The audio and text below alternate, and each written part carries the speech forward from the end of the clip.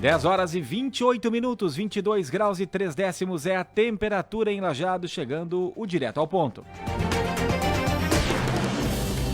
Rádio Independente. Direto ao ponto. Diretor da Fundação Napoleão Hill e do Mastermind do Rio Grande do Sul, Gustavo Bozetti, está aqui conosco e hoje vai falar sobre ou você tem uma estratégia ou faz parte de uma, e em qual você se encaixa. Tudo bem, Bozetti? Mais uma vez um feriado para ti aqui na Rádio Independente, mais uma vez presente aqui com a nossa audiência também. Bom dia. Que legal, bom dia Ricardo Sander, bom dia Josué. Tava boa a festa, Josué? Ele disse para mim, eu queria ter ido nessa festa, mas não deu. Tá aqui desde as 5, né? Pouco antes das 5 da manhã trabalhando. Que jóia, que já pegou o movimento então aí na chegada, hein? Que legal, eu que legal. Também. Bom dia, queridos ouvintes. Hoje nós vamos falar um pouquinho sobre o poder amplo, né? E nós sabemos que quem tem um pouquinho de consciência, quem consegue observar os movimentos da nossa realidade, do nosso dia a dia, nós percebemos que sempre existe um movimento de busca por poder tanto na nossa família, quanto nas nossas empresas, quanto na cidade onde nós estamos. E esses movimentos de poder, eles já vêm sendo estudados há muito tempo, desde Sun Tzu, que há milhares de anos atrás tem registros, até Maquiavel, que viveu no século XV, entre o século XV e XVI. E tem uma história de Maquiavel que eu quero compartilhar com vocês, que ela traz, para mim, pelo menos, uma grande reflexão. Tinha, num determinado momento, um cidadão que começou a observar uma raposa. E aquela raposa estava ferida, e ele percebeu, cara, essa raposa aí vai falecer rapidamente, porque ela está muito machucada. E o tempo foi passando e aquele cidadão, observando aquela raposa ferida, percebeu que ela não estava morrendo, ela estava, de alguma forma, relutando, sobrevivendo. Ele começou a acompanhar aquele movimento daquela raposa mais de perto, até que ele percebeu que, de tempo em tempo, um leão generoso vinha com um pedaço de alimento e colocava na boca daquela raposa que estava profundamente ferida. Ele começou a observar aquilo e percebeu que, ao invés de o leão se alimentar da raposa, se aproveitar da fragilidade da raposa, não, é justamente o leão que estava fazendo com que a raposa alongasse a sua vida. E o que aconteceu foi que aquele cidadão resolveu viver a vida como se fosse uma raposa ferida, ao invés de viver uma vida como se fosse um leão generoso, né? E nós sabemos que na nossa vida tem muitas pessoas que optam por viver uma vida de uma raposa ferida, sempre com aquele sentimento de coitadismo, sempre pedindo coisa para as outras pessoas, ao invés de se tornar um ser humano melhor, sendo um leão generoso. Mas essa parábola, ela está muito registrada, está muito bem explícita no livro O Príncipe, de Maquiavel, que fala que o bom líder, ele tem que entender quais são os instintos dos animais, porque muitas vezes eles aparecem nas pessoas, né? E o líder deve saber conviver entre leões e raposas. E essa é uma parábola interessante. Por quê? Por que o leão não come a raposa? Porque o leão é o rei da selva, mas ele tem algumas dificuldades de compreender as armadilhas que tem ao longo da vida. E a raposa, como ela é muito astuta, muito esperta, ela sabe quais são as armadilhas da vida. Por isso, o leão ele preserva a raposa viva para que a raposa possa alertar o leão sobre as armadilhas da vida. No fundo tem um interesse, então. Claro, existe um interesse por trás. E o interessante é que a raposa também anda próxima dos leões, porque os leões amedrontam os lobos, que são os grandes predadores das raposas. Ou seja, eles andam entre leões e raposas para que eles preserve o outro. E na nossa vida é exatamente assim. Os grandes projetos de poder são assim também. Nós temos que, no momento em que formos buscar liderança, nós temos que saber lidar com os leões, mas também temos que saber tratar bem, cuidar das raposas. E esse é um jogo interessante. E tem uma coisa importante, Ricardo, que daí eu quero trazer para esse dia especial, que é o feriado de Tiradentes. Em 1792, Tiradentes foi assassinado porque ele fez parte da Inconfidência que não aceitava o quinto dos infernos, né? Os 20% de impostos que eram pagos para a coroa portuguesa. Hoje, nós pagamos o dobro disso e permanecemos calados justamente porque nós estamos inseridos em jogos de poder. E esses jogos de poder, muitas vezes, eles são por pessoas que dominam as estratégias do poder, que sabem quem são os leões e quem são as raposas, e eles acabam se servindo do poder.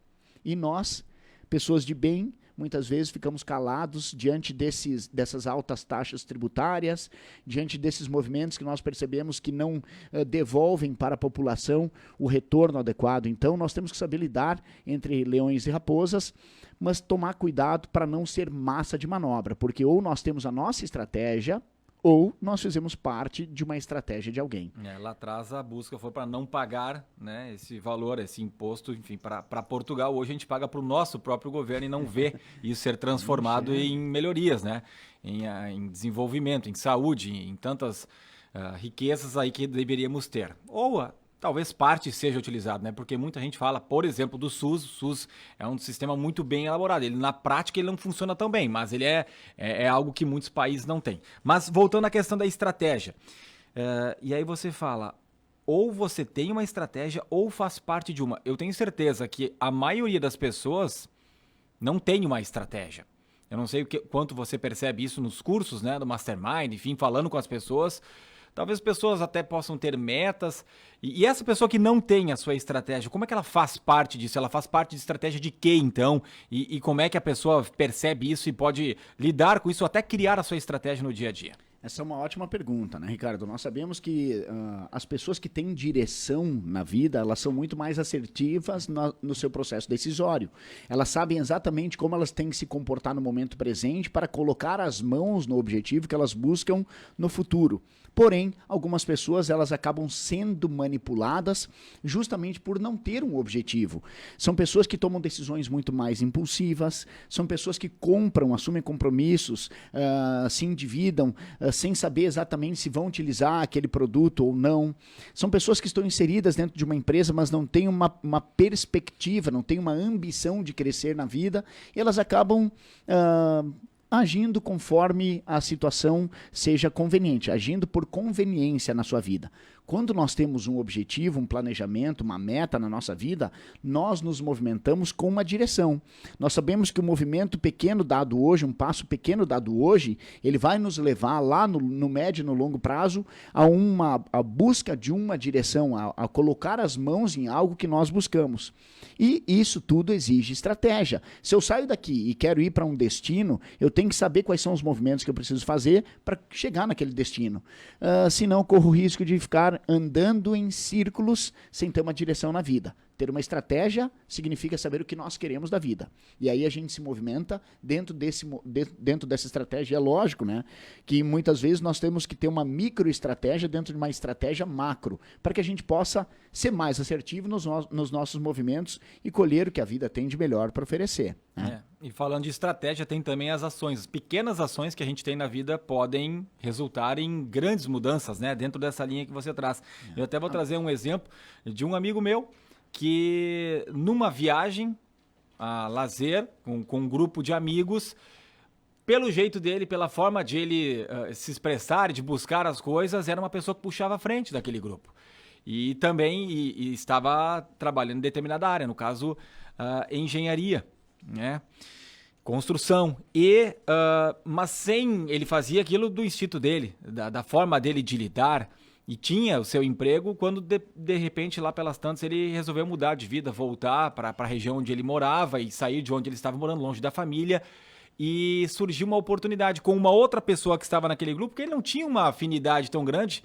E quando a pessoa ficou sabendo, estou precisando de um profissional, logo pensou naquela pessoa, não pelo trabalho talvez que a pessoa tenha desenvolvido na sua empresa, mas por saber que era uma pessoa competente na sua empresa e por aquele espírito que ela tinha ali de desprender, de ir adiante, de liderar, enfim. Então acho que isso é importante, né? Talvez alguma coisa que você está fazendo agora, você não se dê conta que pode resultar em uma grande consequência na sua vida. Exatamente. Eu sou a prova viva disso também, né, Ricardo? Eu, em algum determinado momento, eu pipoquei em diversos lugares. Eu trabalhei um pouquinho nisso, trabalhei um pouquinho naquele outro. Agora faz 12 anos que eu trabalho para uma instituição que tem um projeto de nação, tem um projeto forte. Nós temos um projeto de formar aqui no Brasil 1 milhão de líderes, empreendedores, socialmente responsáveis e contribuir com a construção de uma nação melhor. Nós acreditamos que um país só vai prosperar, só vai se tornar um país melhor se tiverem líderes.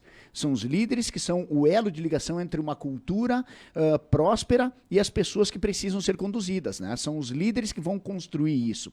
E eu entendi que, nesse momento, eu acoplei a minha estratégia dentro da estratégia da nossa instituição. Ou seja, não tem nada, não tem nenhum problema disso. O que importa é que depois que nós estamos dentro do jogo, nós temos que saber quais são os movimentos que nós temos que fazer para ganhar esse jogo. É isso que é a nossa recomendação. E que, gente, nós precisamos nos unir para construir o país que nós queremos, né? E tomar cuidado com esses movimentos que vêm sendo tomados aí, com esses projetos de perpetuação de poder que nós observamos aí nos últimos anos, né? Tem eleições ali na frente e essa é uma estratégia também. Se você quiser não participar do processo seletivo, processo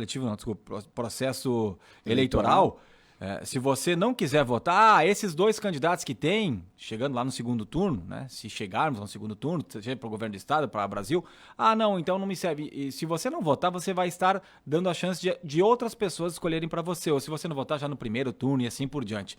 Então é importante a gente pensar naquilo que quer. O Gustavo Bozzetti fala isso. Nós temos que construir o país. Tem muita gente que diz, olha, eu não quero me envolver com política. A gente sabe que não é fácil. Tem gente que vai para a política, que sai da sua área, da sua zona de conforto, da sua área que é muito forte, sai do meio, né, empresarial e vai tentar lá.